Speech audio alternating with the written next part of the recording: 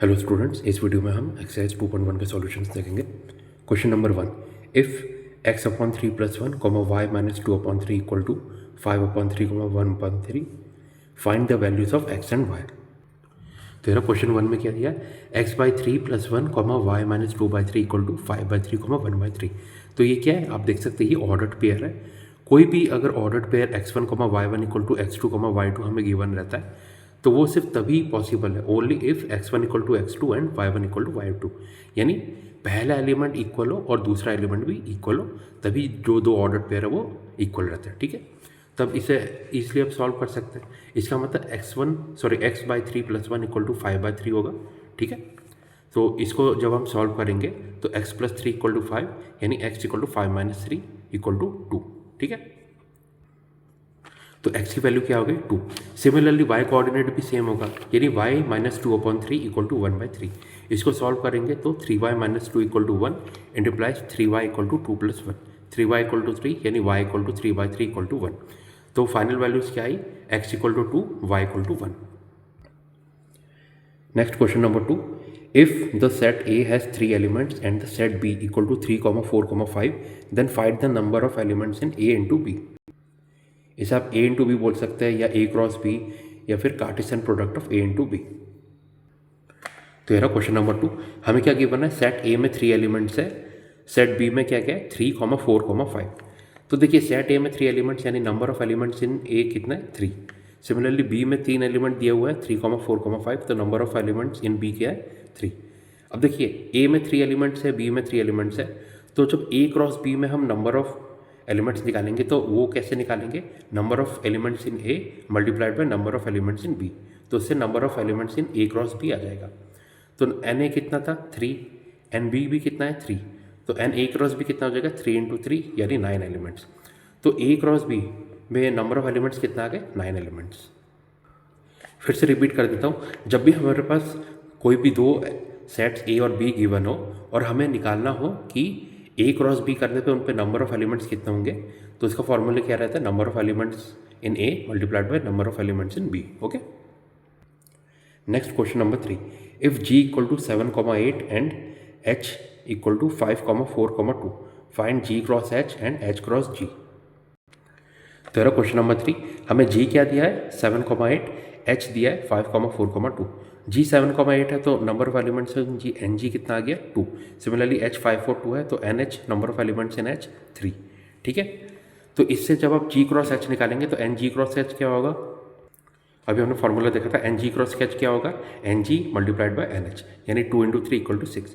Similarly NH cross G निकालेंगे तो वो क्या होगा NH इंटू NG यानी 3 इंटू 2 यानी 6। तो G क्रॉस H में भी 6 एलिमेंट्स, H क्रॉस G में भी 6 एलिमेंट्स होंगे। चलिए अब G क्रॉस H निकालते हैं। देखिए G क्रॉस H निकालेंगे तो जैसे G का हर एक एलिमेंट का H के हर एक एलिमेंट के साथ हम पेयरिंग कर देंगे। तो सबसे पहले 7 की पेयरिंग करते हैं तो उससे G क्रॉस H आ जाएगा। तो सबसे पहला एलिमेंट है 7, तो 7, 5, 7, 4, 7, 2, ये तो 7 की पेयरिंग हो गई। सिमिलरली 8 की भी पेयरिंग करते 8, 5, 8, 4 और 8, 2, तो ये आ गया आपके पास G क्रॉस H। ठीक है, सिमिलरली H क्रॉस G निकालेंगे तो इस बार H की पेयरिंग करेंगे, मतलब H का एलिमेंट पहले रहेगा, G का एलिमेंट बाद में। ठीक है, G क्रॉस H निकाला था तो सबसे पहले G का एलिमेंट रखा था फिर H के एलिमेंट्स रखे थे। चलिए H क्रॉस G निकालते हैं तो सबसे पहले H के एलिमेंट फिर G के एलिमेंट। तो सबसे पहले 5 के साथ पेयरिंग करते हैं 5, 7, 5, 8, फिर 4, 7, 4, 8, फिर 2, 7, 2, 8, ये आ गया H cross G। Next question number 4, state whether each of the following statements are true or false. If the statement is false, rewrite the given statement correctly.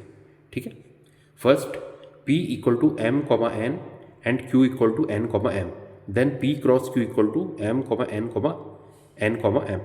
तो ये तो आप देख के बोल सकते हैं गलत है, क्यों, क्योंकि जब आप P क्रॉस Q करेंगे तो हर एक एलिमेंट की पेयरिंग दूसरे के साथ होनी चाहिए, यानी M की भी दोनों के साथ, N की भी दोनों के साथ। टोटल देखिए 2 इंटू 2 यानी 4 एलिमेंट्स आने चाहिए, यहाँ पे सिर्फ 2 ही एलिमेंट है। तो यार फर्स्ट पार्ट देखिए, स्टेटमेंट तो अभी मैंने बता दिया था फॉल्स है। P क्या है M, N है, Q N, M।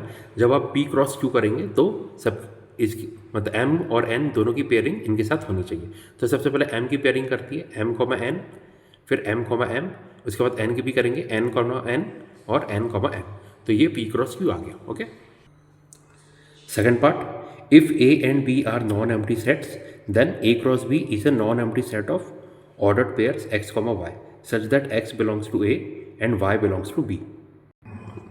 तो ये सेकेंड पार्ट. हमें क्या गिवन है, A, B non empty sets given है और A क्रॉस B क्या है, x, y ये भी गिवन है. अब देखिए A cross B equal to x, y given है, तो जब भी हम ऐसे दो सेट्स का क्रॉस प्रोडक्ट करते हैं तो सबसे पहले फर्स्ट सेट का एलिमेंट लिखा जाता है, फिर सेकंड सेट का. यानी x किसके साथ आएगा, A के साथ, y किसके साथ आएगा, B के साथ. इसका मतलब x बिलोंग्स टू A आएगा, y बिलोंग्स टू B.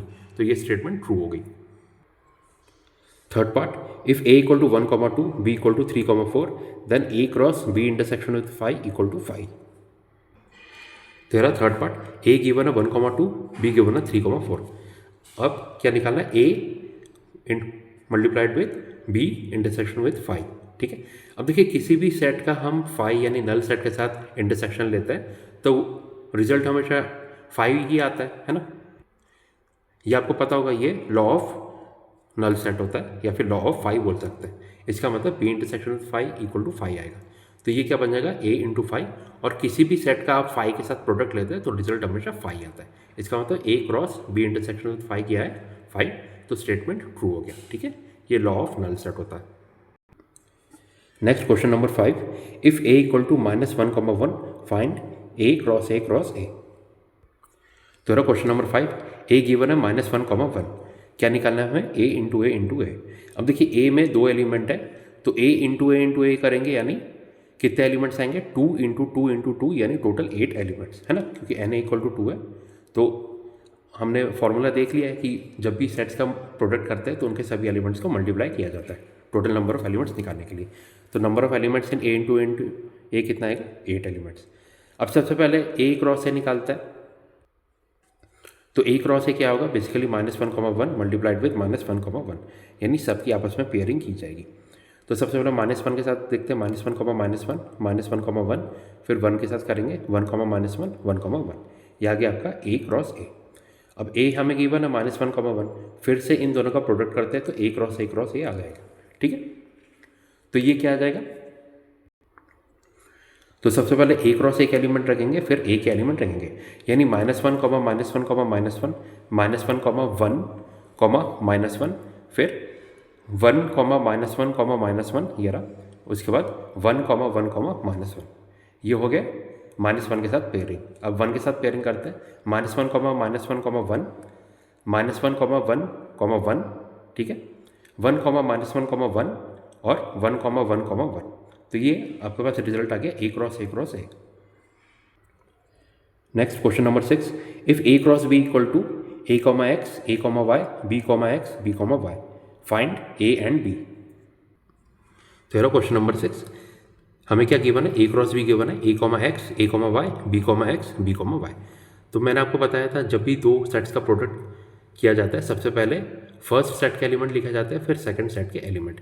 यानी जो फर्स्ट एलिमेंट्स होंगे वो A को बिलोंग करेंगे, सेकंड एलिमेंट्स B को. इसका मतलब आप बोल सकते हैं A और B किसके साथ जाएंगे, A के साथ, X और Y B के साथ. यानी A के एलिमेंट्स क्या आ गए, A, B, B के एलिमेंट्स क्या आ गए, X, Y. ठीक है. Next question number 7, let A equal to 1, 2, B equal to 1, 2, 3, 4, C equal to 5, 6, D equal to 5, 6, 7, 8. Verify that first part A cross B intersection C equal to A cross B intersection with A cross C. Second part A cross C is a subset of B cross D. तो यह question 7, A क्या given है 1, 2, B है 1, 2, 3, 4, C 5, 6, D 5, 6, 7, 8. ये चारों sets हैं. अब first part हमें क्या प्रूफ करना है, A cross B intersection C equal to A cross B intersection with A cross C. तो LHS क्या है, A cross B intersection C. Okay. अब देखिए B और C में क्या कोई कॉमन एलिमेंट दिख रहा है, नहीं दिख रहा. तो B इंटरसेक्शन C क्या आ जाएगा 5, और A क्रॉस 5 किसी भी सेट का 5 के साथ मल्टीप्लाई करते हैं तो 5 रिजल्ट आता है. LHS 5 आ गया. अब RHS देखते हैं, A cross B intersection with A cross C. Okay. A cross B क्या आएगा, सभी की आपस में पेयरिंग कर देंगे. यानी 1, 1, 1, 2, 1, 3, 1, 4, 2, 1, 2, 2, 2, 3, 2, 4. ये हो गया A cross B intersection with A cross C. अब A क्रॉस C का हम पेयरिंग करेंगे, ठीक है, A और C का. तो ये क्या आ गया 1,5 1,6 2,5 2,6। अब देखिए क्या इनमें आपस में कोई एलिमेंट दिख रहा है कॉमन इंटरसेक्शन में, तो यहाँ से देख लेते हैं 1,5 यहाँ पे नहीं आ रहा, 1,6 यहाँ पे नहीं आ रहा, 2,5 यहाँ पे नहीं दिख रहा, 2,6 यहाँ पे नहीं दिख रहा, तो इंटरसेक्शन का रिजल्ट क्या आएगा 5। RHS भी 5 आ गया जो कि LHS के बराबर है, हैंस वेरीफाइड। ठीक है। Second part, A cross C is a subset of B cross D, ये हमें प्रूफ करना है।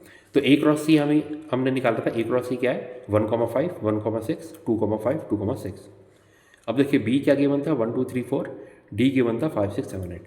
तो B क्रॉस D क्या आएगा, सबकी आपस में पेयरिंग करते हैं 1,5 1,6 1,7 1,8 2,5 2,6 2,7 2,8 3,5 3,6 3,7 3,8 4,5 4,6 4,7 4,8। तो अब चेक करते हैं क्या A क्रॉस C के सभी एलिमेंट्स B क्रॉस D में प्रेजेंट है। 1,5 प्रेजेंट है, 1,6 ये रहा प्रेजेंट है, 2,5 यहाँ पे प्रेजेंट है, 2,6 यहाँ पे प्रेजेंट है, सभी एलिमेंट्स इसमें प्रेजेंट है। इसका मतलब A cross C is a subset of B cross D, hence verified. Next question number 8, let A equal to 1,2 and B equal to 3,4, write A cross B, how many subsets will A cross B have, list them. तेरा क्वेश्चन है, देखिए A हमें given है 1,2, B given है 3,4।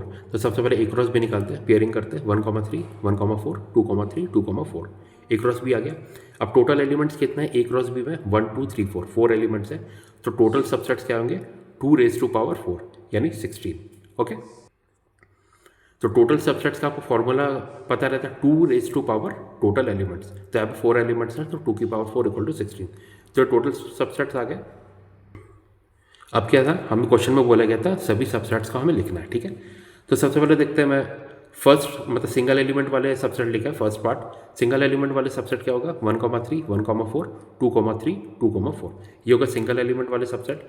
अब second part में मैं लिख रहा हूँ डबल एलिमेंट वाले सबसेट, तो इन सब की पेयरिंग करके सभी डबल एलिमेंट वाले आ जाएंगे 1,3 1,4 1,3 2,3 1,3 2,4। ठीक है, अब 1,4 के साथ पेयरिंग करते हैं 1,4 2,3 1,4 2,4 और बचा कौन सा 2,3 2,4, ये हो गए सभी डबल एलिमेंट वाले सबसेट। अब थर्ड पार्ट ट्रिपल एलिमेंट वाले सबसेट लिखते हैं 1,3 1,4 2,3 1,3 1,4 2,4 1,3 2,3 2,4 1,4 2,3 2,4, ये हो गए सभी 3 एलिमेंट्स वाले सबसेट। ठीक है, अब फोर्थ में क्या है, जो ओरिजिनल सेट है, क्योंकि 4 एलिमेंट है। ठीक है, आपको पता है हर सेट अपना खुद का भी एक सबसेट होता है। ठीक है, तो यहाँ पे क्या आ गया, जो ओरिजिनल सेट था 1,3 1,4 2,3 2,4 A क्रॉस B। ठीक है, और आपको पता है जो नल सेट रहता है वो भी सबका एक सबसेट रहता है। तो ये क्या हो गया, सभी पॉसिबल सबसेट्स आ गए। आप चाहे तो काउंट भी कर सकते हो, टोटल हमने 16 काउंट किए थे 1 2 3 4 5 6 7 8 9 10 11 12 13 14 15 16, total 16 subsets. Next question number 9, let A and B be two sets such that NA equal to 3 and NB equal to 2. If x, 1, y, 2 and z, 1 are in A cross B, find A and B where x, y, z are distinct elements. अब देखिए question 9 है, A, B दो sets हमें given है। हमें given है NA equal to 3 यानी A में 3 एलिमेंट्स है, NB इक्वल टू 2 यानी B में 2 एलिमेंट्स है। ठीक है, और क्या, तो देखिए NA इक्वल टू 3 है, NA B इक्वल टू 2 है, तो जब A क्रॉस B करेंगे तो क्या आ जाएगा NA equal to into NB, यानी NA cross B equal to 3 into 2 equal to 6, यानी A क्रॉस B में टोटल 6 एलिमेंट्स रहेंगे। ठीक है, अब हमें क्या गिवन है, A क्रॉस B में कुछ एलिमेंट्स हमें गिवन है x, 1 y, 2 और z, 1। ओके, तो आपको पता है जब भी दो सेट्स का हम प्रोडक्ट लिखते हैं तो सबसे पहले फर्स्ट सेट का प्रोडक्ट लिखे आता है, उसके बाद सेकंड सेट का, यानी जो पहले x कोऑर्डिनेट वाले प्रोडक्ट जो एलिमेंट रहेंगे वो A के रहेंगे, y कोऑर्डिनेट वाले B के। ठीक है, तो ये देख सकते हैं x y z A में आ गया 1 2 1, मतलब 1 और 2 B में आ गया।